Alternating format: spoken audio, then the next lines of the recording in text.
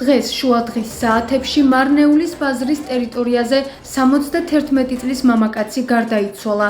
თვითმხილველთა თქმით, მამაკაცს ჰქონდა მაღალი არტერიული წნევა, რის შემდეგაც იგი მოულოდნელად წაიქცა და თავი იქვე არსებულ ქვას მიარტყა.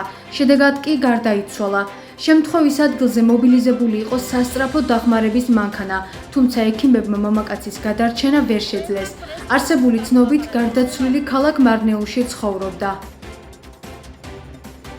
Ben bazardan geldim, buradayız jöne. როცა ბაზრიდან გამოვედი, უკვე ცუდად იყო ეს კაცი. სასწრაფო მოვიდა და გონზე ვერ მოიყვანა. წნევა ჰქონდა მაღალი. თურმე 2-3 დღის წინათ ცუდად გამხდარა სახლში. ახლა კი როგორც ვიცი, წნევა მაუწია, წაიქცა და თავი ქვას მიარტყა.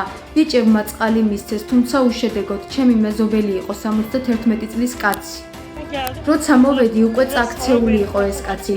როგორც ვიცი, წნევის აწევის შემდეგ წაიქცა და თავი ქვას მიარტყა. სასწრაფო დახმარების მანქანა მალე მოვიდა, თუმცა ვერ მიასწრეს კაცს და ის უკვე გარდაცვლილი იყო. კაცი, როგორც ვიცი, აქ ცხოვრობდა.